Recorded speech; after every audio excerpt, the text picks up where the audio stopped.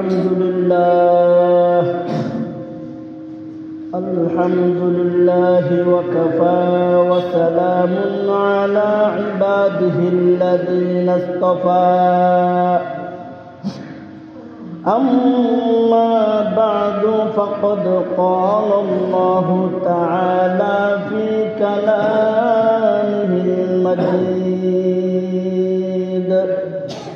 وفرقانه الحميد أعوذ بالله من الشيطان الرجيم بسم الله الرحمن الرحيم إنا أنزلناه في ليلة مباركة إنا كنا منذرين وقال رسول الله صلى الله عليه وسلم إن الله عز وجل ينزل ليلة النصف من شعبان إلى السماء الدنيا فيغفر لأكثر من عدد شعر غنم كلب بارك الله لنا ولكم بالقرآن العظيم ونفعنا وإياكم بالآيات والذكر الحكيم درس البرسوي اللهم صل على محمد وعلى آل محمد كما صليت على إبراهيم وعلى آل إبراهيم إنك حميد مجيد اللهم بارك على محمد وعلى آل محمد كما باركت على إبراهيم وعلى آل إبراهيم إنك حميد مجيد محترم حاضرین মহান আল্লাহ রাব্বুল আলামিনের দরবারে অসংখ্য শুকরিয়া তিনি আমাদেরকে অত্যন্ত দয়া করে পুণ্যময় একটি রজনীতে তার ঘরে সমবেত হওয়ার কিছু দিনই আলোচনা করার শোনার তৌফিক দান করেছেন এজন্য দিল থেকে কালিমাটা শুকর আদায় করি বলি আলহামদুলিল্লাহ। আলোচনার শুরুতেই আপনাদের কাছে একটা প্রশ্ন করতে চাই, আমরা যে ঘরটাতে বসে আছি অর্থাৎ মসজিদ, এই মসজিদ কার ঘর? কার ঘর? আল্লাহর ঘর। আপনার বাড়িতে আমার বাড়িতে যখন অনুষ্ঠান হয় আমরা আমাদের প্রিয়জনকে দাওয়াত করে থাকি, ঠিক কিনা? আল্লাহর ঘর, আল্লাহর ঘরে ইচ্ছা করলেই সবাই আসতে পারে না। মহান আল্লাহ পাক রব্বুল আলামিন তার ঘরে আমাদেরকে দাওয়াত দিয়ে এনেছেন, আমরা মহান আল্লাহ তাআলার দাওয়াতকৃত মেহমান, ঠিক কিনা? এজন্য আমরা আরেকবার আমাদের শরীরের সমস্ত শক্তি একত্রিত করে মহান আল্লাহ রব্বুল আলামিনের দরবারে শুকর আদায় করি বলি আলহামদুলিল্লাহ। পবিত্র শাবান মাসের 14 তারিখ দিবাগত রজনী, অর্থাৎ যে রাতটা অতিবাহিত হচ্ছে, এই রাতটাকে পবিত্র কুরআনুল কারীমের ভাষায় লাইলাতুল মুবারাকা, অর্থাৎ বরকতময় রজনী বলা হয়। হাদিস শরীফের ভাষ্য অনুযায়ী এই রাত্রিকে লাইলাতুল নিসফি মিন শাবান অর্থাৎ শাবানের মধ্য রজনী বলা হয়। উপমহাদেশে এই রাতটা আমাদের কাছে শবে বরাত নামে পরিচিত। শবে বরাত দুইটাই ফার্সি শব্দ। সব অর্থ রাত, বরাত এটা আরবিতেও নেওয়া যায়, ফার্সিতেও নেওয়া যায়। যদি আরবি ধরি তাহলে, আর সবটাকে যদি আরবি বানাই তাহলে শব্দটা এরকম হবে লাইলাতুল বারাত অর্থাৎ মুক্তির রজনী। আর যদি বরাত শব্দটাকেও আমরা ফার্সি ধরি তাহলে শবে বরাত, বরাত মানে হবে ভাগ্য। আমরা যেমন ছোটবেলায় দেখছি বাবা বাজার থেকে কিছু আনলে যদি মায়ের কাছে খাইতে যেতাম, মা বলতো আল্লাহ বরাতে রাখলে কান খাইস। আল্লাহ বরাতে রাখলে মানে আল্লাহ যদি ভাগ্যে রাখে তাহলে কানটি খায়। শবে বরাত এর অর্থ দাঁড়ালো ভাগ্য রজনী। এই রাত্রিটা অন্যান্য সাধারণ রাত্রের মতো নয়। এই রাত্রের রয়েছে অনেক ফজিলত, অনেক গুরুত্ব। তার মধ্যে থেকে কিছু আপনাদের সামনে আলোচনা করার চেষ্টা করবো ইনশাআল্লাহ। সর্বপ্রথম কথা হলো এই রাত্রে হয়টা কি?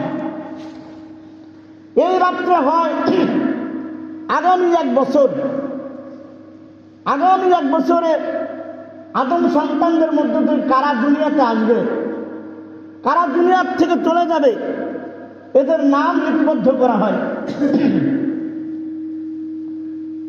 চিন্তা করে দেখেন, এমন মানুষের হয়তো অভাব নাই যে আমরা হিসাব করতেছি আগামী বছর, আগামী 6 মাস পর, 5 মাস পর কোথায় একটা বাড়ি কিনবো, গাড়ি করব, এই স্বপ্ন নিয়ে আসি, অথচ হয়তো আমার নাম বা আপনার মৃত্যুর লিস্টের ভিতরে চলে গেছে। মৃত্যুর লিস্টের ভিতরে আপনার আমার নাম চলে গেছে, কিন্তু আমি আগামী 5 মাস পরে কোথায় বাড়ি কিনবো, কোন গাড়িটা কিনবো, কোথায় কি করবো, এই স্বপ্নে বিভোর হয়ে আছে। এই রাত্রে এটা হয় যে কারা জন্মগ্রহণ করবে, কারা মৃত্যুবরণ করবে, এদের তালিকা করা হয়। আর একটা জিনিস করা হয়, এই রাত্রে আমলনামা উঠানো হয় আর রিজিক নাজিল করা হয়। এই রাত্রে রয়েছে অনেক ফজিলত। তার মধ্যে থেকে একটা ফজিলত হলো, আমি আপনাদের সামনে যে হাদিসটা তেলাওয়াত করলাম, হযরত রাসূল আকরাম সাল্লাল্লাহু আলাইহি ওয়াসাল্লাম বলেন, ইন্নাল্লাহ আযজা ওয়া জাল্লা, নিশ্চয় আল্লাহ তাআলা ইয়ানজিলু, অবতীর্ণ হন, লাইলাতান নিসফি মিন শাবান, শাবানের মধ্য রজনীতে, ইলা সামাঈদ দুনিয়া, দুনিয়ার আসমানে, দুনিয়ার আসমানে আল্লাহ পাক রব্বুল আলামিন অবতীর্ণ হন। কিভাবে হন? তিনি তার শান অনুযায়ী হন। এটা আল্লাহ তাআলাই ভালো জানেন। আল্লাহ তাআলা তার শান অনুযায়ী শাবানের মধ্য রজনীতে পৃথিবীর আসমানে অবতীর্ণ হন। এরপরে কি করেন? ফায়াগফিরু, ক্ষমা করে দেন, লিয়াকসারা মিন আদাদি শারি গনামি কালবিন, কাল গোত্রের বকরি পালের পশমের থেকেও অধিক সংখ্যক লোককে মহান আল্লাহ পাক রব্বুল আলামিন এই রাত্রে ক্ষমা করে দেন। এটা হলো হাদিসের শাব্দিক তর্জমা। এই হাদিসের আরেকটা ব্যাখ্যা এইভাবে করেছেন যে কোনো ব্যক্তির গুনাহ যদি, আগে যেটা বুঝালাম সেটা হলো গুনাহগার, গুনাহগার যদি এত সংখ্যা পরিমাণ হয় যে কাল গোত্রের বকরি পালের পশমের থেকে আরো বেশি, তারপর আল্লাহ তাআলা মাফ করে দেবেন, এটাও একটা। আর একটা হলো কোনো ব্যক্তির গুনাহ যদি এর চেয়ে বেশি হয়, যে কাল গোত্রের বকরি পালের পশমের থেকে আরো বেশি হয়, তারপরেও আল্লাহ পাক রব্বুল আলামিন এই রাত্রের বরকতে তার জিন্দগির সমস্ত গুনাহ মাফ করে দিবেন। এই রাত্রের একটা ফজিলত আমরা জানলাম। আর একটা ফজিলত হলো এই রাত্রে দোয়া কবুল হয়। এই রাত্রে কি কবুল হয়? দোয়া কবুল হয়। আমরা প্রত্যেকেই এমন একটা আশা নিয়ে মসজিদে আসছি যে আজকে যদি আল্লাহর কাছে দোয়া করি অথবা আল্লাহর কাছে যে দোয়া আজকে করবো হয়তো মহান আল্লাহ পাক রব্বুল আলামিন আমার দোয়া কবুল করবেন, এই আশা নিয়ে কিন্তু সবাই আসছি। তো এই রাত্রের আরেকটা ফজিলত হলো আল্লাহ পাক রব্বুল আলামিন এই রাত্রে দোয়া কবুল করেন। রাসূল আকরাম সাল্লাল্লাহু আলাইহি ওয়াসাল্লাম বলেন, যখন শাবানের মধ্য রজনী আসে, অর্থাৎ এই রাতটাকে বোঝানো হয়েছে, ফাকুমু লাইলাহা ওয়াসুমু নাহারাহা, রাত্রিকালে তোমরা ইবাদত বন্দেগী করো আর দিনের বেলায় রোজা রাখো। কেননা যখন শাবানের মধ্য রজনী আসে, সূর্য ডোবার সাথে সাথেই মহান আল্লাহ পাক রব্বুল আলামিন তার নিজ শান অনুযায়ী পৃথিবীর আসমানে অবতীর্ণ হন আর নাম ধরে ধরে বলতে থাকেন, আসো কি কোনো ক্ষমা প্রার্থী, আমার কাছে ক্ষমা চাও, আমি তোমার জিন্দেগীর সমস্ত পাপ মাফ করে দেব। আসো কি কোনো রিজিক প্রার্থী, আমার কাছে চাও, আমি তোমার রিজিকের ব্যবস্থা করে দেব। এরপর আল্লাহ তাআলা বলতে থাকেন যে আসো কি কোনো সমস্যাগ্রস্ত ব্যক্তি, বিপদগ্রস্ত ব্যক্তি, আমার কাছে বিপদ মুক্তির জন্য দোয়া করো, আমি তোমার দোয়া কবুল করে নিব। এই কয়েকটা উল্লেখ আছে। এরপরে বোঝানো হয়েছে, আমরা যেমন বাংলায় বলি ইত্যাদি ইত্যাদি ইত্যাদি, এরকম বোঝানো হয়েছে আল্লাহ পাক রব্বুল আলামিন একের পর এক এইভাবে বলতে থাকেন, এইভাবে চলতে থাকে সূর্য উদয় হওয়া পর্যন্ত। সূর্য উদয় হওয়া পর্যন্ত এইভাবে চলতে থাকে। প্রত্যেকটা রাত্রেই আল্লাহ পাক রব্বুল আলামিন এইভাবে ডাকতে থাকেন, তবে সেটার সময় নির্ধারিত। কোনো কোনো বর্ণনায় আসছে রাত্রের 1/3 অতিবাহিত হওয়ার পর আল্লাহ পাক রব্বুল আলামিন এরকম ডাকতে থাকে, অর্থাৎ তাহাজ্জুদের সময়। আবার কোন বর্ণনায় আসছে যে শেষ রাত্রে আল্লাহ তাআলা এইভাবে ডাকতে থাকেন। কিন্তু আজকে রাত্রের বৈশিষ্ট্য হলো সূর্য ডোবার সাথে সাথেই মহান আল্লাহ পাক রব্বুল আলামিন এইভাবে নাম উল্লেখ করে করে বলতে থাকে, বান্দা আমার কাছে আয়, এমন সমস্যায় পড়েছিস যে মুক্তির কোনো রাস্তা তোর সামনে নাই। আমরা বলি যে শস্য ক্ষেত, কিছু দেখি না, এমন বিপদে পড়ছি, এমন রোগে আক্রান্ত, যাকে বলা হয় দুরারোগ্য ব্যাধি। দেশে বিদেশে সব জায়গায় চিকিৎসা করা হয়েছে, কিন্তু এমন ব্যাধিতে আক্রান্ত যত ডাক্তারই দেখাতে গেলে কেন, কিন্তু সেটা ভালো হয় না। আল্লাহ পাক রব্বুল আলামিন বলেন, বান্দা তোর সুযোগ দিলাম, আমার কাছে আয়, আমার কুদরতি কদমে সিজদা দে, আমার কাছে কান্নাকাটি কর, তোর সমস্ত সমস্যার সমাধান আমি আল্লাহ দিয়ে দেব। আমরা ছোটবেলায় গজল শুনছি যে ক্ষুধা তোমায় ডাকতে জানি না, ডাকার মতো ডাকলে ক্ষুধায় কেমনে শোনে না। আসলে আমাদের ডাকাটা ডাকার মতো ডাকা হয় না, এজন্য মনে হয় আমাদের জিনিসগুলো এরকম বাকি থেকে যায়। কিতাবের মধ্যে ঘটনা উল্লেখ করা হয়েছে, এই যে সময়টার কথা বলা হলো ভোর রাত্র আর আজকের রাত্র পুরো রাত, এই সময় যদি কোনো কেউ আল্লাহ তাআলাকে ডাক দেয়, তার ডাক দিতে দেরি হয়, কিন্তু আল্লাহ তাআলা তার ডাকে জবাব দিতে দেরি করেন না।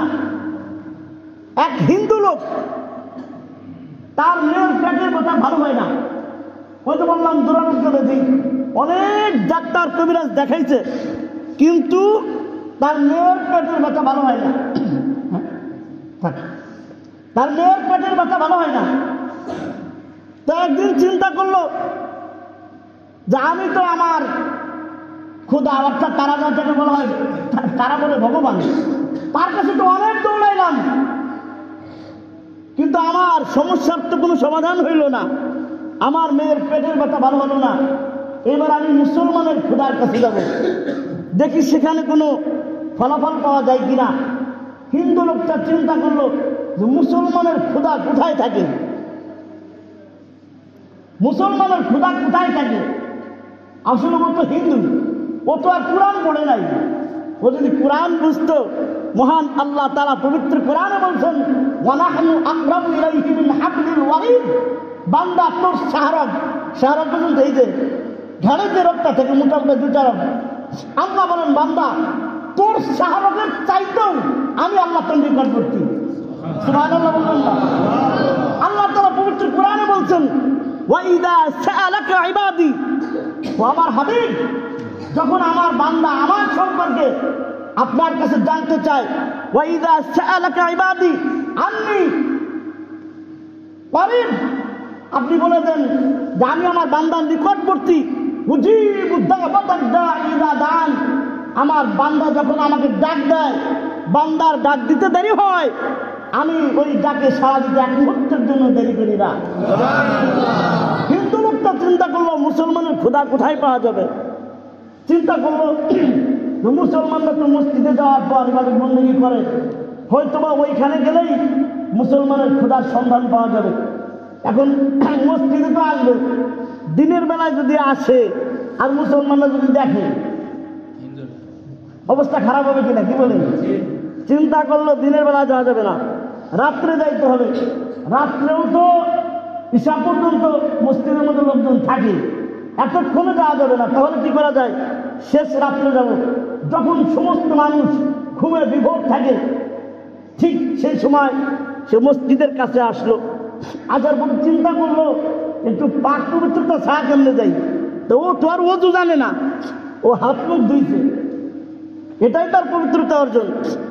এরপরে মসজিদের মধ্যে আসে, আসার পরে বলতেছে, ও মুসলমানের ক্ষুধা, আমার ক্ষুধা তো হুদা, আমার ক্ষুধা তো হুদা, তার কাছে কিচ্ছু নাই। তার চিড়ে দই মই খই কত কিছু খাওয়াইলাম, কত টাকা ডাকলাম, কিন্তু আমার তো কোনো সমস্যার সমাধান হলো না। তুমি মুসলমানের ক্ষুধা, তোমার কাছে আসছি, তুমিও যদি না দাও তাহলে আমার যাওয়ার আর কোনো রাস্তা নাই।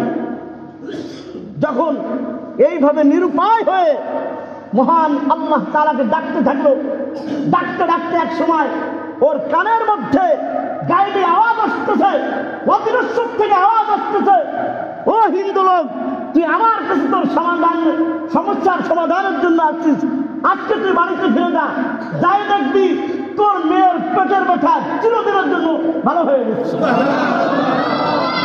হিন্দু লোকটা বাড়ির দিকে রওনা দিছে, বাড়ির দিকে রওনা দিছে, বাড়ি এখনো ঢোকে নাই। হিন্দু লোক দেখতেছে তার মেয়ে বাড়ির গেটে দাঁড়িয়ে আছে আর মুচকি মুচকি হাসতেছে। যখনই গেটের কাছে গেল, মেয়ে বলতেছে যে বাবা, আজকে তুমি কোন ডাক্তারের কাছে গেছিলা? আজকে তুমি কোন ডাক্তারের কাছে গেছিলা? কত ডাক্তার না আমাকে দেখাইলা, কত ওষুধ খাওয়াইলা, কোনো কাজ হইল না, আজকে কোন ডাক্তারের কাছে গেছিলা? যখন রাত্রের শেষ প্রহর, আমার কাছে মনে হচ্ছিল আমার উত্তপ্ত আগুনের মধ্যে, আমার জ্বলন্ত আগুনের মধ্যে কে যেন পানি ঢেলে দিয়েছে। তখন হিন্দু লোকটা বলতেছে, আরে মা, আমি এতদিন ক্ষুধা চিনতে ভুল করেছিলাম, ডাক্তার চিনতে ভুল করেছিলাম, আজকে আসল ডাক্তারের সন্ধান পেয়েছি, তুই কি যাবি সেই ডাক্তারের কাছে? মেয়ে বলতেছে, ডাক্তারের কাছে যাবো, শুধু এটাই নয়, সারা জীবন ওই ডাক্তারের গোলামি করব। তখন হিন্দু লোকটা বলতেছে, চল গোসল কর, পবিত্রতা অর্জন কর, মসজিদের ইমাম সাহেবের কাছে যাই, তার হাতে হাত দিয়ে কালিমা পড়ে মুসলমান হই, তাহলেই আসল ডাক্তারের সন্ধান পাওয়া যাবে। এরপরে বাপ বেটি উভয়ে গোসল করে পাক পবিত্র হয়ে ইমাম সাহেবের কাছে এসে তার হাতে হাত দিয়ে মুসলমান হয়ে গেছে। আমি যেটা বোঝাইতে চাচ্ছিলাম আপনাদেরকে, আল্লাহকে ডাকার মতো যদি ডাকা যায় তাহলে আল্লাহ তার ডাকে ছাড়া দেয়। আল্লাহকে যদি ডাকার মতো ডাকা যায় তাহলে আল্লাহ ছাড়া দেয়। আল্লাহ বলছেন, উজিবু দাওয়াতাদ দাঈ ইযা দাআন উদউনি আস্তাজিব লাকুম, বান্দা তুই আমাকে ডাক দে, তোর ডাক দিতে দেরি হবে, আমি তোর ডাকে সাড়া দিতে দেরি করব না। তো এই রাত্রের আরেকটা ফজিলত আমরা জানলাম হলো, এই রাত্রে দোয়া কবুল হয়। এই রাত্রে কি কবুল হয়? দোয়া কবুল হয়। তবে দোয়া কবুল হওয়ার জন্য কিছু শর্ত আছে। এর মধ্যে থেকে একটা শর্ত হলো, হারাম থেকে বেঁচে থাকতে হবে। কিসের থেকে বেঁচে থাকতে হবে? হারাম থেকে বেঁচে থাকতে হবে। হারাম অনেক প্রকার আছে, খালি হারাম খাওয়া না। হারামের অনেক প্রকার আছে, সর্বপ্রকারের হারাম থেকে বেঁচে থাকতে হবে। 2 নম্বর, দোয়া করার সময় ইয়াকিনের সাথে দোয়া করতে হবে যে আমি যে আল্লাহ তাআলার কাছে দোয়া করছি বা করতেছি, অবশ্যই আমার দোয়া কবুল হয়েছে, বা আমি যে দোয়া করব অবশ্যই আল্লাহ তাআলার কাছে দোয়া কবুল হবে।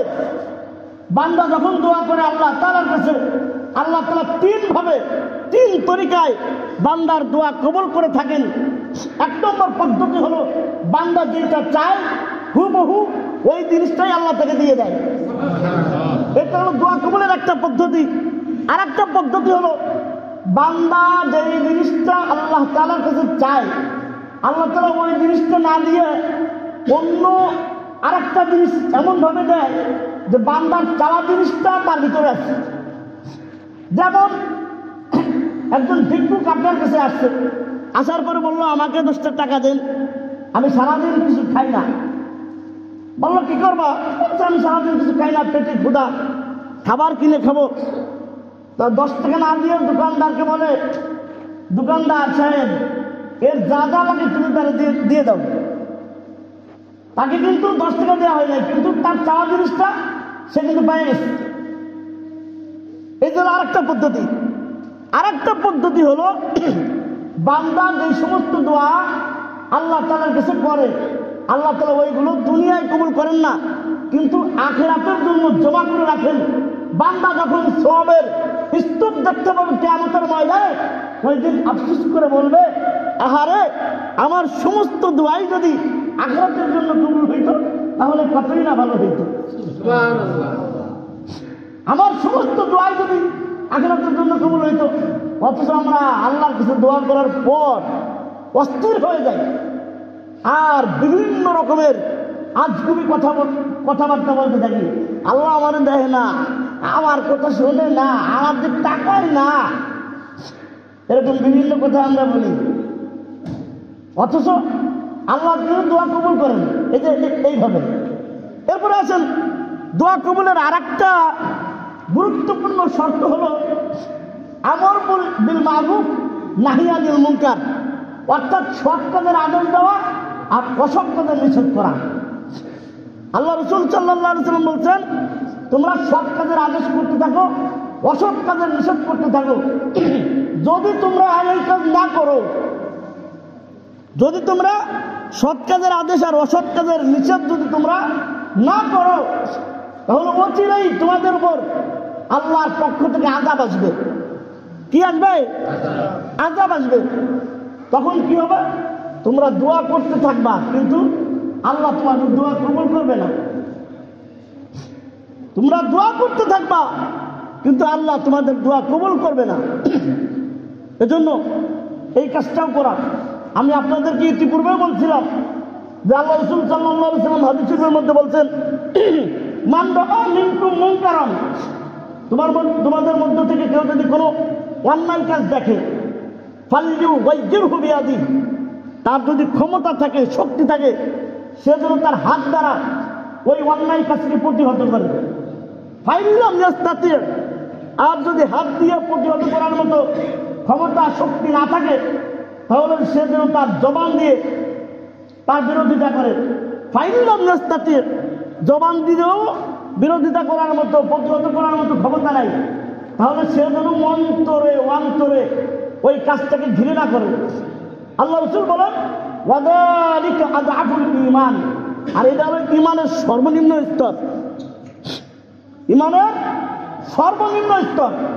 তাহলে আপনার এলাকায়, আমার এলাকায় অন্যায় কাজ সংগঠিত আছে, আপনি হাত দিয়েও প্রতিহত করলেন না, মুখ দিয়েও কিছু বললেন না, অন্তরে একটু ঘৃণা বোধ থাকলো না, আপনার অন্তরে একটু ঘৃণাও আসলো না, আপনি মনে মনে খুশি হলেন, অমুক বাড়িতে কি হইতেছে, আমার সময় হইতেছে, আপনি মনে মনে কার খুশি হইলেন, আপনার ইমানের অবস্থাটা কি একটু চিন্তা করে দেখবেন। আল্লাহ তাআলা আমাদেরকে বোঝার তৌফিক দান করুন। এতক্ষণের আলোচনার মাধ্যমে আমরা একটা জিনিস বুঝতে পারছি, সেটা হলো আল্লাহ পাক রব্বুল আলামিন এই রাত্রে একটা সাধারণ ক্ষমা ঘোষণা করছেন। একটা সাধারণ ক্ষমা ঘোষণা করছেন এই রাত্রে। কিন্তু বিভিন্ন হাদিস থেকে পাওয়া যায় কতিপয় শ্রেণীর মানুষ এমন অপরাধী, তারা এমন অপরাধে জড়িত যে এই শবে বরাতের রজনীতেও তাদের ক্ষমা নাই। স্পেশাল কিছু এরকম অপরাধী থাকে কিনা, কি বলেন? যত যাই কিছু হোক, ওদেরকে মাফ করা যাবে না। শবে বরাতের রজনীতেও কতিপয় শ্রেণীর মানুষ মাফ পাবে না। তারা কারা, এটাও তো জানা লাগবে নাকি বল? এদের মধ্যে থেকে প্রথম শ্রেণীর মানুষ হলো মুশরিক, যারা আল্লাহ তাআলার সাথে শরীক করে, অংশীদার স্থাপন করে। আল্লাহ তাআলার সাথে শরীক করার বিভিন্ন পদ্ধতি আছে। একটা পদ্ধতি হলো শিরক ফিল জাত, অর্থাৎ আল্লাহ তাআলার জাতের সাথে, আল্লাহ তাআলার সত্তার সাথে শরীক করা। যেমন খ্রিস্টানরা বলতেছে 3 খোদা, নাউজুবিল্লাহ মিন যালিক। খোদা কজন বলতেছে? 3 খোদা। আসলে কি খোদা 3 জন না 1 জন? খোদা কজন? সে কে? আল্লাহ তাআলা। তারা বলতেছে খোদা 3 জন। আবার ইহুদিরা বলতেছে খোদা 2 জন। ওয়াকালাতিল ইয়াহুদু, ইহুদিরা বলে উযাইর ইবনুল্লাহ, উযাইর আলাইহিস সালাম আল্লাহ তাআলার বেটা। নাউজুবিল্লাহ মিন যালিক। যারা মূর্তি পূজা করে তারা আল্লাহর সাথে 33 কোটি দেবতাকে আল্লাহ তাআলার সমকক্ষ দান করায়। এটা হলো শিরক ফিল জাত। এইভাবে শিরক ফিল জাতে যারা লিপ্ত, জড়িত, তারা এই রাত্রেও মাপ পাবে না, এই রাত্রেও তাদের ক্ষমা নাই। এটা হলো শিরক ফিল জাত। আরেকটা হলো শিরক ফিল সিফাত, আল্লাহ তাআলার গুণাবলীর সাথে শিরক করা। খুব ভালো করে বুঝেন, এগুলো বোঝার জিনিস। শিরক ফিল সিফাত, আল্লাহর গুণাবলীর সাথে শরীক করা। যেমন রিজিক দেওয়া কার গুণ বলেন তো? আমাদের রিজিক কে দেয়? আপনারা আমার কথা একটু উত্তর দিয়ে, তাইলে কিছু পাবেন নতুন নতুন। আর যদি কথা না করেন তাইলে একাকে কথা বলা যায়।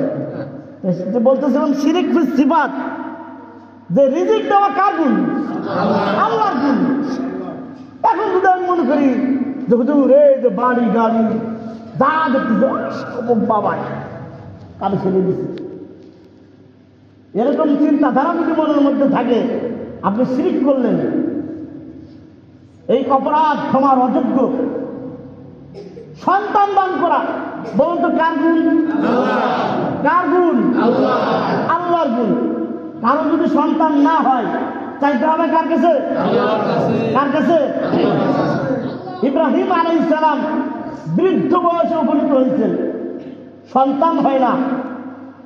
তিনি আল্লাহ তাআলার কাছে দোয়া করলেন, রব্বি হাবলি মিনাস সালিহিন, আল্লাহ তুমি আমার নেককার সন্তান দান করো।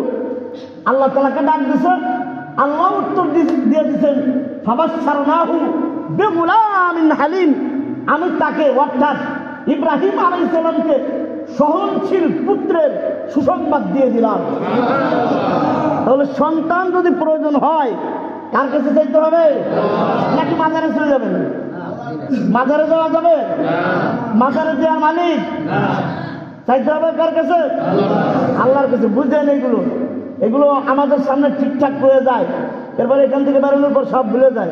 সন্তান আজ হয় না, আরেক বাড়ি গেছে, ভাই কি অবস্থা, তুমি অমুক মাজারে মান্নত করো, অমুক মাজারে মান্নত করো, যাও অমুক বাবার কাছে চলে যাও, যে বাবার কাছে যাও। নাউযুবিল্লাহ মিন যালিক। সন্তান দেওয়ার মালিক কে? ইয়াহাবু লিমান ইয়াশাউ ইনাসাও ওয়া ইয়াহাবু লিমান ইয়াশাউ যুকুর। আল্লাহ তাআলা যারে চান ছেলে দেন, আল্লাহ তাআলা যারে চান মেয়ে দেন। আবার আল্লাহ তাআলা যাকে চান ছেলেও দেন মেয়েও দেন। আও ইউযাওযিহুম যুকরানা ওয়া ইনাসা ওয়া ইয়াজআলু মান ইয়াশাউ আকীমা। কুরআনের আয়াত বললাম, ওয়া ইয়াজআলু মান ইয়াশাউ আকীমা। আর আল্লাহ তাআলা যাকে চান বন্ধা বানায় দেন। আপনারা আপনাদের আঞ্চলিক ভাষায় কি বলেন? বাজানারি। কি বলেন? বাজা। সন্তানাদি হয় না, আকীমা। আল্লাহ তাআলা যাকে চান বন্ধা বানায় দেন, যতই ফকির কবিরাজ দেখানো হোক না কেন আর কাজ হবে না, আল্লাহ তাআলা বন্ধ করে দিচ্ছে। তাহলে আমি যে জিনিসটা বোঝাতে চাচ্ছিলাম, শিরিক ফিস সিফাত, আল্লাহ তাআলার গুণাবলীর সাথে শিরিক করা, এটা হলো শিরিকের দ্বিতীয় নম্বর প্রকার। 3 নম্বর প্রকার হলো শিরিক ফিল ইবাদত, ইবাদতের ক্ষেত্রে আল্লাহ তাআলার সাথে শরীক করা।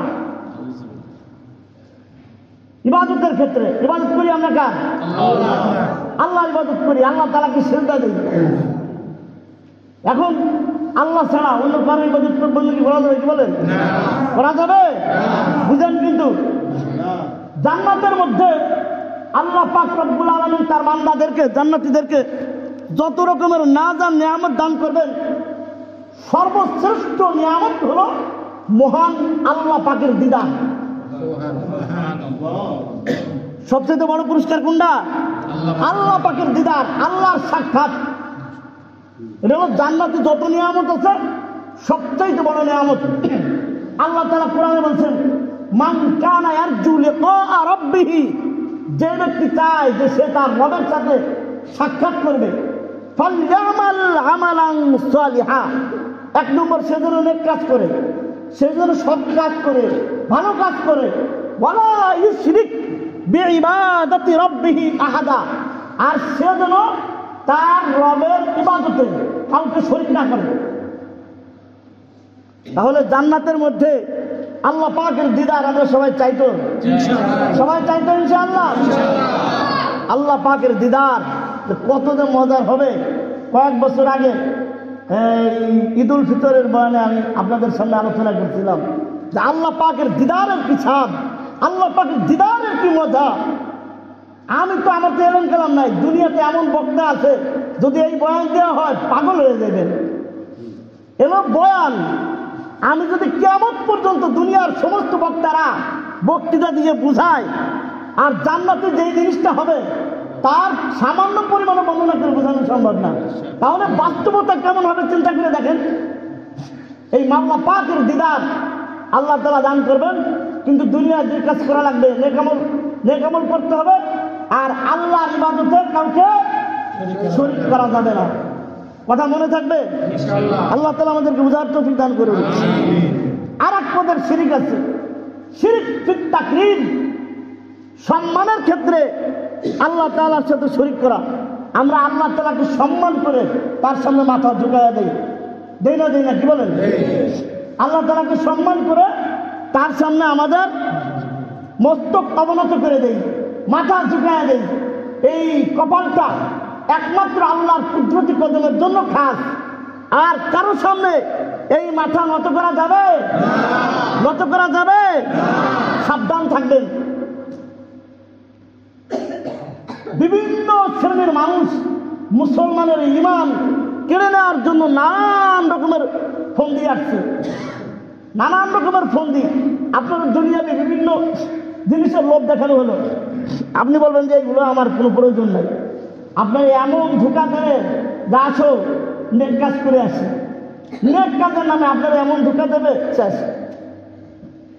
আপনি মাথা নত করবেন তো আল্লাহর সামনে করবেন, আপনি আর একজনের সামনে মাথা নত করেন কেন? একদম সালাম দিয়ে আর মানে মাথা উঠায় না, এমনি করেই, আর পিছও ফিরে না, এমনি করেই আসতে চলে থাকে। আছে আমাদের দেশে এরকম কাজ বিভিন্ন জায়গায় হচ্ছে। এর থেকে সাবধান থাকবেন। আল্লাহ তাআলা আমাদেরকে বোঝার তৌফিক দান করুন। এই শবে বরাতের রজনীতেও যাদের মাপ নাই, যাদের ক্ষমা নাই, এর প্রথম শ্রেণীর মানুষ হলো মুশরিক, যারা আল্লাহ তাআলার সাথে শরীক করবে, অংশীদার স্থাপন করবে। 2 নম্বর, এই রাত্রেও যারা ক্ষমা পাবে না তারা হলো হিংসুক। তারা কি? হিংসুক। অন্যের উন্নতি দেখে, অন্যের ভালো দেখে সেই ভালাইটা, সেই উন্নতি বিলুপ্ত হওয়ার আকাঙ্ক্ষা করবে। ওই মেম্বার সাহেবের এত বড় 3 তলা বাড়ি হয়ে গেছে, আল্লাহ তুমি ধ্বংস করবে। নাউজুবিল্লাহ মিন যালিক। উদাহরণস্বরূপ বলতেছি, আমার জন্য আপনারা করেন না যে হুজুর কিন্তু সর্বরাত্রে রাত্রে এই দোয়া ফিরে গেছে। আমি আপনাদেরকে বুঝাইতেছি, এরকম করে যে অন্যের উন্নতি দেখে, অন্যের ভালো দেখে সেই জিনিসটা ধ্বংস কামনা করা, তার বিলুপ্ত হওয়ার আকাঙ্ক্ষা অন্তরে কি করা, এটা হলো হিংসুক। হিংসুক যারা, তাদের এই রাত্রেও মাফ নাই। যারা হিংসা করবে তাদের এই রাত্রেও কি নাই, ক্ষমা নাই। আল্লাহ রাসূল বলছেন যে তোমরা হিংসা থেকে বেঁচে থাকো। তার কারণ হলো হিংসা নেক আমলকে এমন ভাবে খেয়ে ফেলে যেমন আগুন কাঠকে খেয়ে ফেলে। আগুনের ভিতরে যদি কাঠ দিয়ে দেন, কিছুক্ষণ জ্বলার পর ওই কাঠের আর মূল্য থাকবে? কি বলেন? তা হিংসা মানুষের নেক আমলকে ওইভাবে খেয়ে শেষ করে দেয়। হিংসাটা মুনাফিকদের একটা স্বভাব। মুসলমানদের উন্নতি দেখলে মুনাফিকদের মজা লাগে না কষ্ট লাগে? কি বলেন? কষ্ট লাগে। আবার মুসলমানরা যখন কষ্ট থাকে তখন তাদের কি লাগে? মজা লাগে। হিংসুকদের স্বভাবটা ঠিক ওরকম, আর একজনের ভালো দেখতে পারে না। আল্লাহ তাআলা আমাদেরকে এই স্বভাব বর্জন করার তৌফিক দান করুন। আর এক শ্রেণীর মানুষ যারা এই রাত্রেও ক্ষমা পাবে না, তারা হলো বিদ্বেষ পোষণকারী। অন্তরে অন্তরে বিদ্বেষ রাখে, আছে না নাই? মুখ দিয়ে তো কিছু কয় না, কিন্তু অন্তরে অন্তরে জ্বালা পোড়া, আছে না নাই? তার অন্তর থেকে অন্য মুসলমান নিরাপদ না। অন্তরে অন্তরে বিদ্বেষ পোষণ করে এই শ্রেণীর মানুষও এই রাত্রে ক্ষমা পাবে না। অনেক কিছু আছে, এদের ব্যাখ্যা ঘটনা আছে, তো বলতে গেলে তো অনেক রাত বসে থাকতে হবে। যাই হোক, আর এক শ্রেণীর মানুষ যারা এই রাত্রে ক্ষমা পাবে না, তারা হলো বিদ্বেষ পোষণকারী। আর এক শ্রেণীর মানুষ যারা এই রাত্রেও ক্ষমা পাবে না, তারা হলো মা বাবার নাফরমান সন্তান। মা বাবার নাফরমান সন্তান আছে না নাই আমাদের সমাজে? মা বাপ সংসারের বুঝা, বুড়ো মরে না কা, জ্বালায় খাইল দিন বই যে বাসা উঠে চাটা করতে থাকে, এরকম এক শ্রেণীর কুলাঙ্গার আছে না নাই? কি বলে? আছে না নাই? তোমার সহ্য হয় না। আর তুমি যখন ছোট্ট ছিলে, তুমি যে কতবার বলছো বাবা ওই যে গাছের উঠে কি বসে আছে, বাবাই বলছে বাবা ওটা তো একটা পাখি বসে আছে। আবার তুমি বলছো বাবা ওইটা কি, বাবা ওইটা একটা পাখি। তুমি আবার বলছো বাবা ওইটা কি, বাবা তুমি দেখো না ওইটা একটা পাখি। তুমি তো কতবার জিজ্ঞেস করছো, আর তোমার বাবাই বারবার তোমার কথার উত্তর দিচ্ছে। আর এখন তোমার কাছে একবারের বেশি দুইবার করে নেই, বুড়া মরে না কা, বেয়াদব কোথাকার। আমি একা একা মনের মধ্যে একটা জিনিস আমি সেদিন ভাবলাম, জীবনে আমরা যেহেতু মাদ্রাসা মসজিদে পড়ি, অনেক মানুষের বাড়ি খতম করতে গেছি। একটা জিনিস চিন্তা করেন, একটা বুঝার কথা বলি, অনেক মানুষের বাড়ি খতম করতে গেছি, এরকম অনেক পাইছি যে হুজুর মা বাপ তো বিছানে পড়ে আছে, অনেক দিন বিছানে পড়ে আছে, এইভাবে থাকলে ওনারও কষ্ট, যারা বাসায় থাকে তাদেরও কষ্ট, একটু খতম করে দেন। মনের মধ্যে নিয়ে চাপটা রাখবেন, আমি কম না, আমি জিনিসটা খারাপ আমি বলতেছি না, এরকম পড়া যায়, পড়া শরীয়তে যায়, নিষেধ না, কিন্তু মনের মধ্যে নিয়ে থাকে। আপনারা বলেন মনে মনে কি ভাবছেন? আমি আজকে পর্যন্ত আমার বয়স যে কদিন হয়েছে, আমি তো ছোটবেলায় তো মাদ্রাসায় পড়ি বা আপনাদের এই এলাকায় আছি, আমি আজ পর্যন্ত এমন কোনো খতম পাইনি, এমন কোনো খতম আমি কোনো বাড়ি করতে চাইনি যে সন্তানটা বিছানে পড়ে আছে, মা বাপ দেখে কইছে যে হুজুর আমার পোলাটার জন্য একটা খতম করে দেন। আমি জীবনে কোনোদিন দেখিনি। আপনারা দেখছেন? তার মানে মা বাপ চায় যে আমার বাচ্চাটা বিছানে পড়ে থাকুক, কথা বলতে না পারুক, হাঁটতে না পারুক, বিকলাঙ্গ হয়ে যাক, তারপরে বাচ্চা থাকুক। এটা হলো মা বাবার চাহিদা। আর মা বাপ কদিন বিছানে পড়ে রয়েছে, আপনি অস্থির হয়ে গেছেন। জিনিসটা কিন্তু না যায় জন্য এটা বলি নাই, নিষেধ আমি বলি নাই, করা যাবে, সবই ঠিক আছে।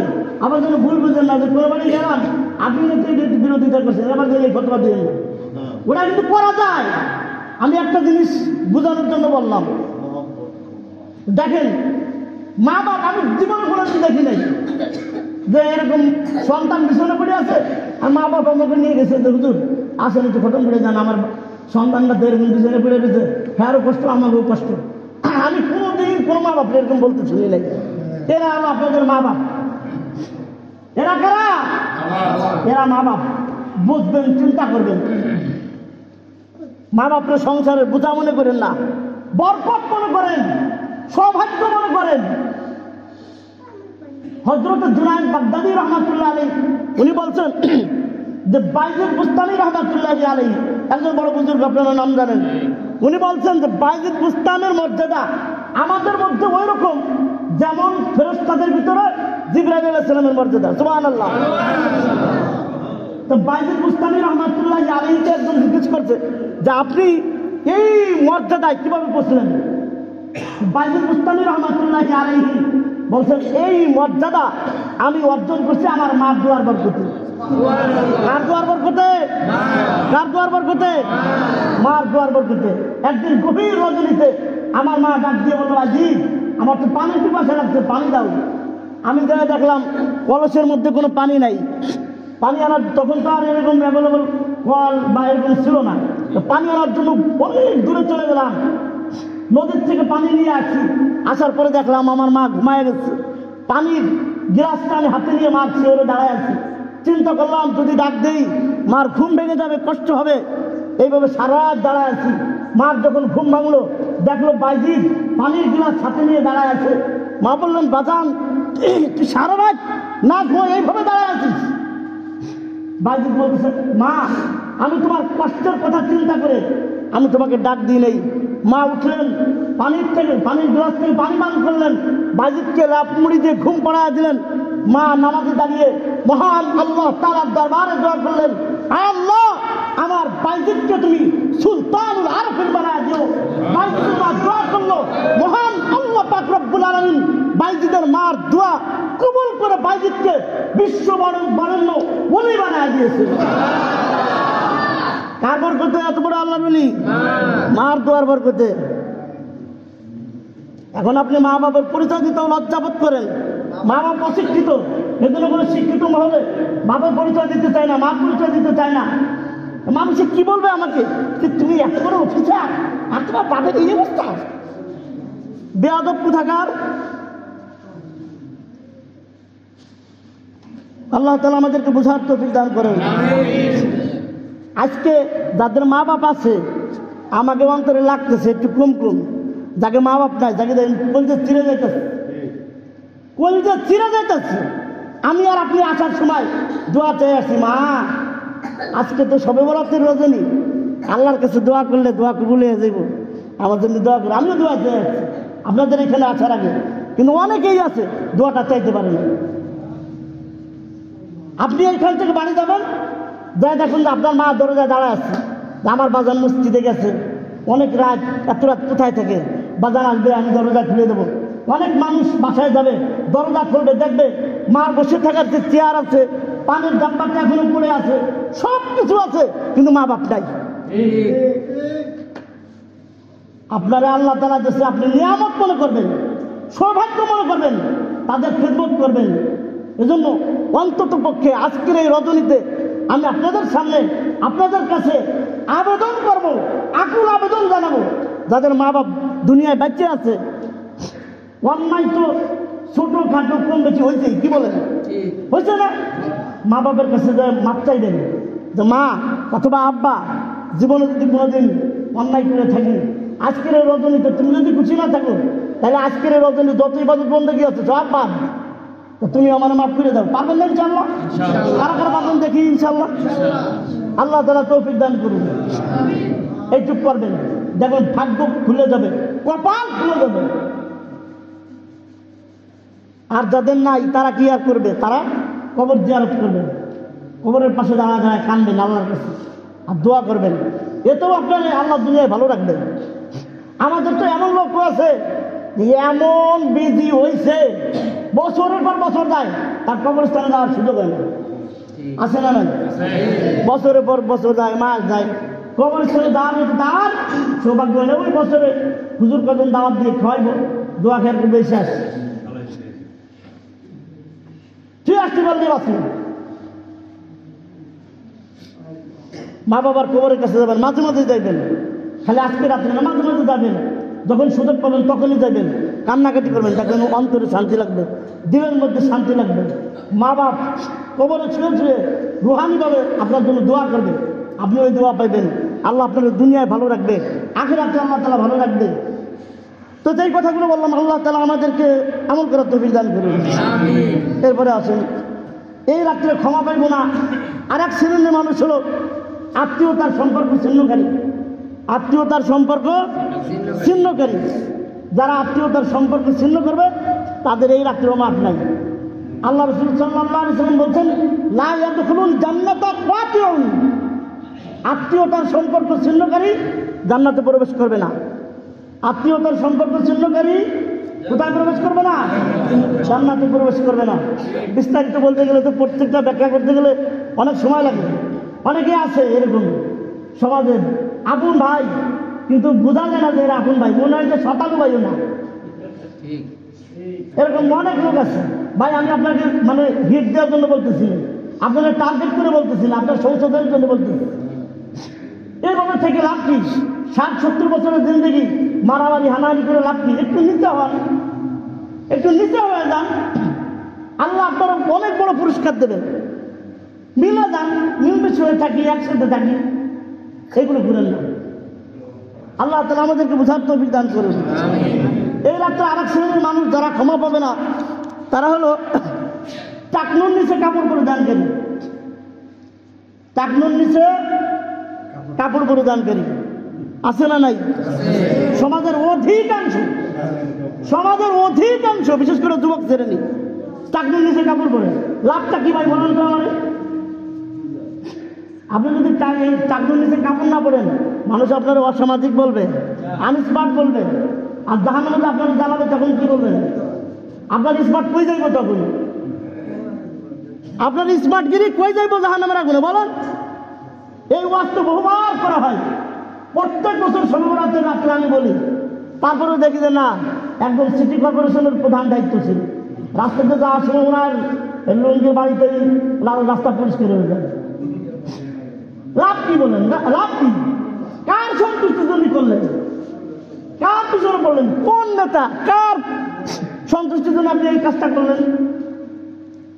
হাদিসে স্পষ্ট আছে, মা আসফালা মিনাল কাবাইনি মিনাল ইজারি ফিন নার, টাকনুর নিচের যে অংশটা লুঙ্গি বা পায়জামা দ্বারা ঢাকা থাকবে, ওই অংশটুক জাহান্নামের আগুনে জ্বলবে। তওবা করা যায়? দেখেন তো অন্তরে হাত দিয়ে একটু মানে বুকে হাত দিয়ে তওবা করা যায় কিনা?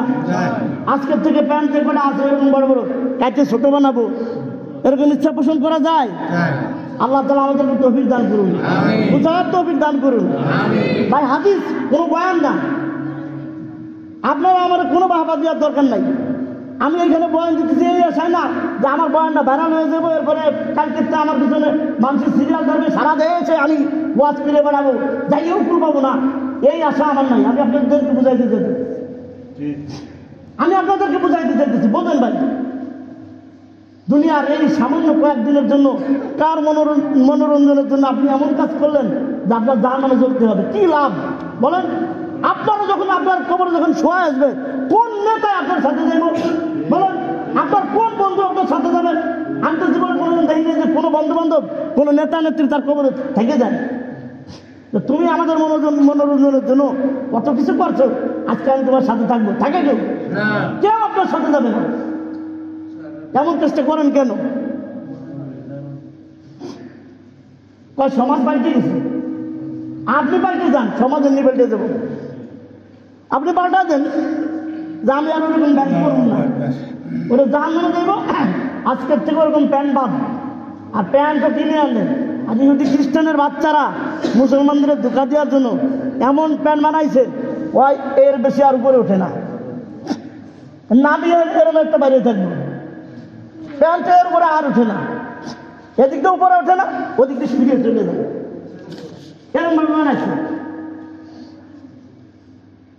আমি আপনাদেরকে কষ্ট দেওয়ার জন্য বলতেছিলেন, ভুল বুঝেন না, আবার আমার বিরুদ্ধে ষড়যন্ত্র লিপ্ত হয়ে যায় না যে মোল্লা এত কথা বললে এরকম হিট দিয়ে দিয়ে দাঁড়া। হয়তো মাঝে মাঝে এরকম, আরে ভাই বয়ান করলে তো মাঝে মাঝে আমার বিরুদ্ধেও যায়। ইসলামের যত বিধিবিধান আছে 100 আমিও মানতে পারতেছি না, অনেক তো ভুল ত্রুটি হইতেছে, আমার বিরুদ্ধে যাইতেছে, আমার বিরুদ্ধে যাবে, আপনার বিরুদ্ধে যাবে। যখন যাবে সংশোধন নিয়ত করা যে আমি এই অন্যায় কাজে আছি, তো আমি এই কাজটা ছেড়ে দিই, এই তো হয়ে গেল। সেটা না বুঝে আর তো বুঝলেন না, এরকম ভুল বুঝেন না ভাই। আল্লাহ তাআলা আমাদেরকে সংশোধন হওয়ার তৌফিক দান করুন। এরপর আছেন আর অল্প দু একটা আছে, বলে শেষ করি নাকি এবার কষ্ট পাইবেন। আর এক শ্রেণীর মানুষ হলো যারা এই রাত্রেও মাপ পাবে না, তারা মদ পানে অভ্যস্ত ব্যক্তি। কি পানে? মদ পানে অভ্যস্ত ব্যক্তি। মদ খায় আপনাদের এলাকার মানুষ, কি বলেন? বহুত আছে কিন্তু গোপনে কাপানে, সামনে কি আর বলে? মদ খায়, গাঁজা খায়, টানি খায়, বাবা খায়, আঠা খায়, আরো যে আর কদিন পরে আরো যে কত কিছু খাবে, স্যান্ডেল সুদ্ধা খেয়ে লাগবে। খায় না খায় না, কি বলেন? এই রাত্রেও মাপ নাই, এই রাত্রেও তাদের মাপ নাই। যুবক মানুষ, কত সুন্দর চেহারা, সেরকম নাদুস নুদুস দেখা যাবে। গাঁজা খাইতে খাইতে খাইতে খাইতে চেহারাটা এমন বানাইছে, আমি মাঝে মাঝে দেখাই যে এরকম গাইছে ভাইকে একদম এই পাশেটা ওই পাশে, এই পাশেটা এই পাশে ঢুকে গেছে। আছে না নাই? যারা মদ পানে অভ্যস্ত তাদের এই রাত্রে মাপ নাই। বিভিন্ন বড় বড় অনুষ্ঠানে মদ ছাড়া জমেই না, না গু খাবের জাত, গু খাইবা সব দিন কথা বলতেছে, সব দিন একই কথা।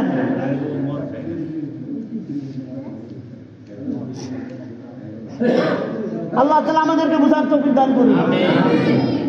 যারা খাইছে কি করবে আল্লাহ মাফ করে দেন। এই রাত্রে আমরা তওবা করবো, আর খাবো না, পারবো না ইনশাআল্লাহ। খাইয়েন না, শারীরিক ক্ষতি, পরকালীন জীবনের ক্ষতি। আল্লাহ তাআলা আমাদেরকে বুঝার তৌফিক দান করুন। এবার আসুন সবাই আমাদের দেখেন, অল্প একটা আছে। আর এক শ্রেণীর মানুষ যারা এই রাত্রেও মাপ পাবে না, তারা হত্যাকারী, মানুষ হত্যাকারী। আছে না নাই? বিরাজ ফায়ার করে দেয়, তার খায় করে দেয়। চান্দু মরবা না তুমি, এখন না পালা আছে, আরে কবরে যাওয়া এরপরে বোঝানো হইব মানুষ মারার জাল কত গেলে। আল্লাহ তাআলা আমাদেরকে বুঝার তৌফিক দান করুন। আর এক শ্রেণীর মানুষ যারা এই রাত্রে মাপ পাইব না, জিনাকারী। কি কারি? জিনাকারী। কিভাবে যে আমি বয়ান করব, বয়ানের ভাষা খুঁজে পেতেছি।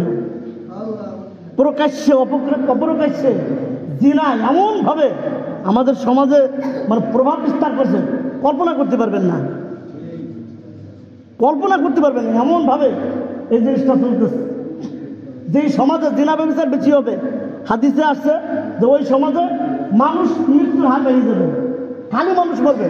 দেখেন না প্রতিদিন পত্রিকায় মৃত্যুর খবর আছে না? নাই আছে না? আছে না? কি বলেন? এরকম আছে। এই জন্য জিনার থেকে বাঁচতে হবে। যে জিনিসগুলো জিনার প্রতি ধাবিত করে ওই জিনিসের থেকে বাঁচতে হবে। আল্লাহ কোরআনে বলছেন ওয়ালা তাকরাবুজ জিনা। আল্লাহ বলেন নাই যে তুমি জিনা করো না, এই কথা বলে নাই।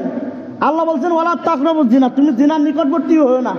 তার মানে হলো যে জিনিসগুলো তোমাকে জিনার প্রতি ধাবিত করে ওই জিনিসও তুমি তার দ্বারে চলে যাবে না। এরও অনেক ব্যাখ্যা আছে। আল্লাহ তাআলা আমাদেরকে বুঝার তৌফিক দান করুন। আর এক শ্রেণীর মানুষ যারা মাপ পাবে না, তাহলে জাদুকর। জাদুকর আছে না নাই? আইরে আল্লাহ, খালি জাদু আর জাদু। হুজুর স্বামীরা এমন বানায় দাও তাহলে আমার গোলাম হয়ে যাইব, জাদু দিয়ে দাও, টাকা পয়সা করে জাদু নিয়েছে, হ্যাঁ আর কথা অনুযায়ী চলবে। আবার বেড়াই নিয়েছে বেটির লেগিয়া যে এমন জাদু দেবেন আমার কথা ছাড়া আর কিছু করতে পারবে না। তারপরে আপনার সাথে আমার একটু কথা কাটাকাটি হয়েছে, এই মোল্লারা কেমন শেষ করা যায়, চলো যাও জাদু করে শেষ করে দিই। আমি বাস্তবতা বলতেছি। বাংলাদেশের বর্তমানে একজন প্রখ্যাত একজন মুহাদ্দিস ইবনে আল-মাযহারি দামাত বারাকাতুহু, উনি মিরপুর এক সাইকুলা দিচ্ছিলেন, কয়েক বছর সানবাড়ি ওয়াজ করতে আসছিলেন। অনেক বড় আলেম, এই লোকটাকে জাদু দিয়ে তারা শেষ করছে। এমন অবস্থা এখন মানে মনে হয় যে একদম কঙ্কাল একজন দাঁড়ায় আছে, জাদু করে শেষ করে লাগছে। জাদু আমাদের সমাজেও চলে। কথা কাটাকাটি হয়েছে, কোনোভাবে পারতেছে না, ব্যাগ করে টাকা নিয়ে চলে যেতেছে, দেন বান মারিয়ে শেষ করে দেন। বান মারে জাদু করে আছে না নাই? আমাদের কিছু তদবির চাইতে আসে, যেহেতু জাদু ফিরাবো কেমনে, বান ফিরাবো কেমনে, তাহলে সমাজে যদি না চলতো আমাদের কিছু মানুষ এমনি খালি খালি আসতো, যদি এটার তদবির দেন, এর থেকে বিরত থাকতে হবে। আপনি ক্ষতি করছেন, কেউ জানে না দুনিয়া, একজন জানে, কে? কেউ জানে? আল্লাহ যখন ধরবে নিম্না পাতসর বিকালা চাঁদি, আল্লাহ পাকড়াও বড় কঠিন, এমন ভাবে পাকড়াও করবে সেদিন বোঝা যাবে কত দানে কত চাই। আল্লাহ তাআলা আমাদেরকে বোঝার তৌফিক দান করুন। আর এক শ্রেণীর মানুষ যারা এই রাত্রে মাপ পাবে না, গণক। তারা কি গণক? ওই আপনি যাবেন, হাতটা দেন, এই যে তোমার এখানে ভাড়া আছে, এখানে ভাড়া আছে, হ্যাঁ তুমি আমার 5,000 টাকা দাও, 10,000 টাকা দাও, তাহলে তোমার আমি ভাড়াগুলো কেটে দিতে পারি। আছে না নাই? এটা মারাত্মক একটা গুণা, এর পরিণতি খুব খারাপ। আমার মানে খুব একটা খেয়াল আসতেছে না, 40 দিন না কতদিন পর্যন্ত ইবাদত কবুল হয় না।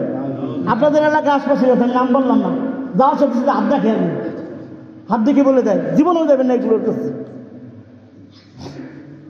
হে এত বড় ভাড়া কাটালো, এরকম একজন গেছে, বলছে আপনার এনে ভাড়া আছে, টাকা দিলে আমি ভাড়া কেটে দিতে পারি। দেখছে শর্টকানা কান জড়াই একদম, আপনি আমার চড় মারলেন কে? তুই যে এত কথা বলি যে আমার এনে ভাড়া আছে, তারপরে আজকে সকালবেলা আমি তোর একটা চড় মারবো, আপনি জানিস না? এটা তুই জানিস নাই? তার মানে এগুলো ধোকাবাজ। এগুলো কি? এগুলো কি ধোকাবাজ? এগুলোর কাছে দেবেন না, ইমান আমল সব শেষ হয়ে যাবে। আল্লাহ তাআলা আমাদেরকে বুঝার তৌফিক দান করুন। এরপরে আরেক শ্রেণীর মানুষ যারা এই রাত্রে মাপ পাবে না, তারা হলো সুদখোর। কি কর? সুদখোর। আইরে খাওয়া খায়, কঠিন মজার জিনিস। এই শ্রেণীর মানুষ যারা খায় তাদের এই রাত্রে মাপ নাই, তওবা করতে হবে আল্লাহ তাআলার কাছে। হারাম খেলেন কার লোকে? আপনার স্ত্রী পুত্র কেউ আপনার গুনাহ বাদ দেবে? কিয়ামতের ময়দানে কয়ে দেবেন না আমিও কামাই করে খাওয়াইছি, হেরা কোনো আমরা জানি না, আমাকে খাওয়ার দরকার, আপনি এনে খাওয়াইছেন, পানিতে এনে খাওয়াইছেন, এটা আমরা জানি। আপনার মোড়ায় সাইজ করে লাই দেবেন। এই জন্য এই দু খাওয়া বন্ধ করতে হইব। পারবো তো ইনশাআল্লাহ? আল্লাহ আমাদেরকে তৌফিক দান করুন। আর এক শ্রেণীর মানুষ যারা এই সব রাতে মাপ পাবে না, তারা চগলখোর। তারা কারা? আপনাদের এলাকায় চগলখড়ি কয়, মানে আপনাদের এলাকার ভাষায় চগলখড়ি বলে, এটা এগুলো চগলখোর। একজনের নিয়ে একজনের কাছে লাগাই দেয় কঠিন আকারে, আছে না নাই? বিশাল বড় সুবিশাল, দেখবেন ওর বাবা ওনার মতো ভালো মানুষ এই লোক এই এলাকায় হয়ই না, কিন্তু ওনার ডিউটি এই দেয়, এর কাছে নিয়ে ওর কাছে, ওর কাছে নিয়ে ওর কাছে লাগাই দেবে। আই রে তুই তো জানিস না তোর পিছনে যে কি ষড়যন্ত্র আটতেছে, আবার তার কাছে যায় আমার দিক থেকে আমার দিকে আমার দিক, এরকম একজনের কথা আরেকজনের কাছে লাগাই দেয়। চগলখোর। আল্লাহ রাসূল বলেন লা ইয়াদখুলুল জান্নাতা কাত্তাতুন, চগলখোর জান্নাতে প্রবেশ করবে না। চগলখোর কোথায় প্রবেশ করবে না? জান্নাতে প্রবেশ করবে না। ছোটবেলায় কিতাবে একটা ঘটনা পড়ছিলাম যে এক লোক বাজারে গেছে গোলাম কেনার জন্য। কি কিনতে গেছে? সবাই আমাদের টাকা একটু উত্তর দেন। বাজারে গেছে গোলাম কেনার জন্য। কি কেনার জন্য? গোলাম। আগেরকার জামানায় বাজারে গোলাম বাজি বিক্রি হতো। তার যে মানে বিক্রয় করার জন্য আসে, সে বলছে এই গোলামের এই বৈশিষ্ট্য সেই বৈশিষ্ট্য, এই কাজ করে ওই কাজ করে, খুব ভালো কাজ করে, কিন্তু তার একটা জিনিস একটু খারাপ আছে। সে কি? তাই চগলখড়ি একটু অভ্যাস। যে ক্রেতা সে চিন্তা করলো সবই ভালো, আর এটা যখন সমস্যা, যা ভালো হয়ে যাবে না, হয়ে যায় বাড়ি দিস। তাই এখন তো সে ওই বাড়ির কর্মচারী, কাজবাজ করে। তা একদিন গেছে ওই স্ত্রীর কাছে, যাই বলতেছে বস তো আপনারে ভালো জানে না, বস আপনারে কি করে না ভালো জানে না। আমার বসের দ্বারা যাই করতেছে কি যে আপনারা তো ম্যাডামে বেশি ভালো হয় না, তা এক কাজ করা যায়, এক কাজ করে ম্যাডামে যাই করতেছে, মানে বসরে কইছে কি যে আপনার আমি একটা কাজ করে দিবেন, একটা তদবির দিয়ে দিবেন, আপনি ম্যাডামের মাথার চেয়ে একটা চুল কেটে নিয়ে আসবেন। কি কেটে নিয়ে আসবেন? চুল কেটে নিয়ে আসবেন। আপনার এমন একটা তদবির দিয়ে দেবো ম্যাডাম আপনার ছাড়া বুঝবই না। তাই এগুলো ব্যাপার হইল আচ্ছা এনে দিন। আমার ওদিকে ম্যাডাম রোজাই করছে কি বস যে আপনারা ভালোবাসে না, মহব্বত করে না, এর প্রমাণ আজকে রাত্রে আপনি পাইবেন। আপনি ঘুমের ভান ধরে থাকবেন, আপনি ঘুমের ভান ধরে থাকবেন। বস আজকে পরিকল্পনা করছে আপনারা দুনিয়াতে বিদায় করবেন, দেখেন আপনি ঘুমের ভান ধরে থাকবেন। আর বউ তো এরকম মানে আদৌ মানে মানে ঘুমের ভান ধরে রয়েছে। আর তো বস চিন্তা করছে চুল তো আনতে সে এত বড় এখন কেসি নিয়ে চলে গেছে। বউ যখন দেখছে সত্যি কেসি নিয়ে আসতেছে, চিন্তা করছে কর্মচারীর কথা তো ঠিকই আছে, যে এমনি আইছে হাতের দ্বারা ছিল বটি, এখানে দেশে বটি দেশে করে বসরে। এরপরে তো মনে করেন দুই পক্ষে মারামারি লেগে গেছে, বিশাল বড় গঞ্জাম, এই সংসারে ওই সংসারে পুরো এলাকার মধ্যে বিশাল বড় মামলা মোকদ্দমা লাগাই দিচ্ছে। এগুলো হইল কিসের কারণে? চগলখড়ির কারণে। কিসের কারণে? চগলখড়ির কারণে। এই কাজ করেন না ভাই। মানুষের মধ্যে যদি কোনো বাধা বিপত্তি থাকে, রাগ গুসা থেকে মিলাই দেন। আর তুমি তো এই বেচারের ভালো গাও না, সে তো তোমার অনেক প্রশংসা করে, তোমার স্ত্রী সে ভালো গায়, এভাবে করে মিলাই দেন। সমাজের মধ্যে সবাই মিলেমিশে থাকি, এরকম একটা সমাজ দরকার আছে না নাই? কি বলেন?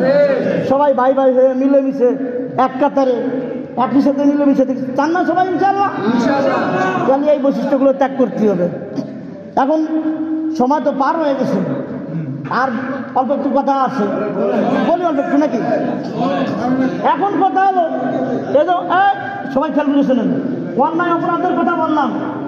এই এমন একটা রাত পাইও যদি আমরা মাপ না নিয়ে যাইতে পারি, এটা একটা দুর্ভাগ্যের একটা বিষয়। মানে এই পাপের তো মাপ তো পাইতে হইব। কি বলেন? মাপের কি রাস্তা আছে, এই রাত্রে আমরা কি করতে পারি এই করণীয় সম্পর্কে আর দুই একটা কথা বলে আলোচনা শেষ। এক নম্বর তাদের খুব গুরুত্বপূর্ণ, কিন্তু খেয়াল করবেন। এক নম্বর হলো যাদের কথা বললাম মুশরিক, ওকে তওবা করলেও মাপ নেই। ওকে তওবা হলো ঈমান আনতে হইবে। কি আনতে হবে? ঈমান আনতে হবে। যদি ঈমান আনে মুসলমান হয়ে যায়, তাহলে তার পিছনে যত পাপ আছে সব আল্লাহ তাআলা মাফ করে দেবে। এছাড়া আরও যে অন্যায় অপরাধের কথা বলা হলো, এদের জন্য খাঁটি অন্তরে তওবা করতে হবে। খাঁটি অন্তরে কি করতে হবে? তওবা করতে হবে। তওবারও কিছু শর্ত আছে। তওবা যে আমাদের দেশে তওবা তওবা তওবা তওবা তওবা তওবা এই তওবা না, এই তওবা কিন্তু তওবার নামে তামসা। ফেরেশতারা কিন্তু পিটায় সুতা করে লাগবে, এই তওবায় কাজ হবে না। তওবার জন্য কিছু শর্ত আছে। এক নম্বর হলো গুনাহ ছেড়ে দিতে হবে। এক নম্বর গুনাহ ছাড়তে হবে। দুই নম্বর গুনার উপর লজ্জিত হওয়া, যে আমি যে কাজটা করছি আসলে ঠিক হয়নি, লজ্জিত হওয়া অন্তরে। আর তিন নম্বর হলো ভবিষ্যতে এই কাজ না করার দৃঢ় প্রতিজ্ঞা করা, যে অন্যায় কাজ আমি আর ভবিষ্যতে করব না। আর যদি অন্যায়টা যদি এরকম হয় যে বান্দার হকের সাথে সম্পর্কিত, বান্দার হক বোঝেন নাই, পাশাপাশি জমি কোথা লাটুয়ালি খান্দা দিচ্ছে, টাকা মাই রেখেছে, ঋণ ছিল, ওই যে ঋণ নেওয়ার সময় বলছে যে ভাই তুমি আমার যে উপকার করছো, তোমার ঋণ আর জলদি শোধ করতে পারবো না। সে তো মনে করছে যে এত সুন্দর কথা, এখন 3 মাস যায় 4 মাস যায়, ঋণ আর দেয় না, বাজারে দেখা কিউ মিয়া টাকা আনলা তো টাকা তো আর দেও না, ঋণ যে আর শোধ করো না, তোমার অনেক কুই এলাম, তোমার এই ঋণ আমি আর জীবন শোধ করতে পারবো না। এরকম আছে না নাই? অন্যের হক নষ্ট করছে। আমি বলতেছি অন্যের হক নষ্ট করে খাইছে, 1000 বার তওবা করলেও কাজ হবে না। অন্যের হক নষ্ট করছে, আগে তার কাছে হক পরিশোধ করতে হবে। দেখেন যারা শহীদ হয়ে যাবে, আল্লাহর রাস্তায় যারা শহীদ হয়, তাদের ব্যাপারে বলা হয়েছে যে তারা চোখ বুঝার সাথে সাথে জান্নাতের নাজনামত দেখা শুরু হয়ে যাবে। কিন্তু শহীদ যদি কোনো ব্যক্তির কাছে ঋণই থেকে যায়, কি থেকে যায়? সবাই বলেন, কি থেকে যায়? ঋণ থেকে যায়। আগে ঋণ পরিশোধ করতে হবে, এইভাবে এরপরে জান্নাত। আগে ঋণ পরিশোধ করে এরপরে জান্নাত। এই অনেক মানুষ এই যে ঋণ মানে সুদ খাওয়া হারাম, এটা তো হারামই। এই যে অনেক ইয়ে আছে যে কর্জে আছে না, ঋণ নিয়ে আর দেওয়ার নামে কোনো খবর নাই। এজন্য অনেক সুদখোররা এই যুক্তিটা দেখায়, যদি এমনি ঋণ দিলে তো দেয় না। এই জন্য আমরা এমনি, যদিও সুদ খাওয়া হারাম, যদি নাও যদি দেয় সে পরকালে দায়ী থাকবে, তারপরেও হারাম। কিন্তু আমি বোঝানোর জন্য বললাম, অনেক ঋণ নিয়ে আর দেওয়ার নামে কোনো খবর নাই। তা যদি গুনাহটা যদি অন্যের হক সম্পর্কিত হয়, তাহলে আগে তার হক দিতে হবে, হক দিয়ে তারপর আল্লাহ তাআলার কাছে তওবা করতে হবে। বুঝাইতে পারছি তওবার শর্তগুলো? কেউ যদি এরকম ভাবে তওবা করে, আল্লাহ রাসূল বলেন আত-তাইবু মিনাজ যামবি কামান লা যামবা লাহু, যে ব্যক্তি গুনাহ থেকে তওবা করে, তওবা করার মতো সে নবজাতক শিশুর মতো নিষ্পাপ হয়ে যায়। আল্লাহ তাআলা আমাদেরকে তওবা করার তৌফিক দান করুন। এই রাত্রে আর একটা আমল হলো বেশি বেশি নফল নামাজ পড়া। নফল নামাজের মধ্যে আমি পরামর্শ দেই যে কাজা নামাজ আদায় করা। উমরি কাজা যেটাকে বলা হয়। নফল নামাজ মনে করেন আপনি এক রাতে পড়েন নাই, আপনারা আল্লাহ কিয়ামতের ময়দানে ধরবে না, তুই নফল নামাজ পড়লেই না কেন? পড়লে সব আছে, কিন্তু না পড়লে গুনাহ নাই। কিন্তু আপনার আমার উপরে সেই যে নামাজ ফরজ হয়েছে, বছরের পর বছর যাইতেছে, আপনি 5 ওয়াক্ত নামাজ ঠিক মতো পড়ি না। এই যে ফরজ নামাজ আপনি কাজা করলেন, নষ্ট করলেন, প্রত্যেক ওয়াক্তের নামাজের হিসাব আল্লাহর কাছে আপনার দেওয়া লাগবে। নফল নামাজ এক রাকাতে পড়েন নাই, পড়লে সব আছে, না পড়লে আল্লাহ আপনার যাবে না। কিন্তু ফরজ নামাজ পড়লেন না কেন, এই জন্যই যাবে। আমাদের এখানে আমরা যারা আছি সবাই তো এই সমাজেরই নাকি? এই সমাজের না? তাহলে এতগুলো লোকজন সবাই কি ঢাকা থাকে, বিভিন্ন জায়গায় থাকে, এরা বাড়ি করে থাকে না? আমি অনুরোধ করে অনেকবার আপনাদেরকে বলছি যে কমপক্ষে ঈশান নামাজটা, ফজর নামাজটা আসেন। আপনি মাঠে ঘাটে ছিলেন, ব্যবসা বাণিজ্যে ছিলেন, আরও যত কারণ আছে, কিন্তু ঈশা ফজরের নামাজে এই সময় তো আপনি বাসায় থাকেন, কমপক্ষে 2 ওয়াক্ত আসেন। আজকের রাত্রে এবং অন্য দিনে আমরা 5 ওয়াক্ত নামাজ যেখানেই পড়ি না কেন, ঈশা এবং ফজরের নামাজটা আমরা জামাতের সাথে আদায় করার চেষ্টা করবো ইনশাআল্লাহ। পাবো না ইনশাআল্লাহ? কোনো ব্যক্তি যদি হাদিস শোনায়, কোনো ব্যক্তি যদি ঈশার নামাজ জামাতের সাথে আদায় করে আর ফজরের নামাজ যদি জামাতের সাথে আদায় করে, সারা রাত ইবাদত করলে যেই সব হতো আল্লাহ ওই ব্যক্তির আমল নামায় ওই সব লিখে দেন। কত সহজ আল্লাহ দেখাইতেছে। এরপরে আপনি বাসায় বেশি ঘুমাইবেন, গোবিন্দদের বাসায় পড়ে এলেছে, আপনার এইখান থেকে এইখানে বাসা, আপনি বাসায় পড়েন কেন? মসজিদে আসেন। যখন মুসলমানদের ফজরের জামাতের লোকজনের সংখ্যা আর জুমার নামাজের লোকজনের সংখ্যা একাকার হয়ে যাবে, সেদিন থেকে বাতিলরে দূর করার জন্য আমাদের আর যুদ্ধ করা লাগবে না, বাতিলের নির্লাজ গুটায় দৌড় শুরু করবো, ঠিক কিনা? আল্লাহ তাআলা আমাদেরকে বোঝার তৌফিক দান করুন। এরপরে আছেন, এইভাবে আমরা ইবাদত বন্দেগীর মাধ্যমে রাতটা কাটানোর চেষ্টা করবো। যারা নামাজ পড়তে যায় 2 রাকাত করে পড়বেন, এমনি যে কোনো মনের নিয়ত হলো সবচাইতে বড় নিয়ত। নফল নামাজের নিয়ত করে 2 রাকাত করে যত পড়া যায়, নফল নামাজ, কাজা নামাজ, তারপরে আপনার কোরআন তেলাওয়াত, জিকির আজকার, নফলের নিয়ত করে 2 রাকাত করে যত পড়া যায়। কমপক্ষে ঈশার জামাতটা আর কেউ সেটার সম্ভাবনা নাই। ঈশার জামাতটা আর ফজরের জামাতটা আমরা জামাতের সাথে আদায় করার চেষ্টা করব। এতেও আমরা শবে বরাতের কিছু না কিছু অংশ আমরা পাবো। আর যেই পাপের কথাগুলো বললাম, আল্লাহ তাআলা আমাদেরকে বিরত থাকার তৌফিক দান করুন। বিশেষ করে যেই অনুরোধটা আমি করছি, মা বাপ যাদের আছে, ভাই মেহরবানি করে মা বাপ আছে নিয়ামত মনে করে বাসায় যাইয়ে একটু মা বাবার সাথে দেখা করে মাপটা চাই নেবেন যে মা বা আব্বা, যদি কোনোদিন তোমাদের সাথে নাফরমানি করে থাকি, অন্যায় করে থাকি, তাহলে আজকের এই শবে বরাতের রজনী তুমি মাফ করে দাও।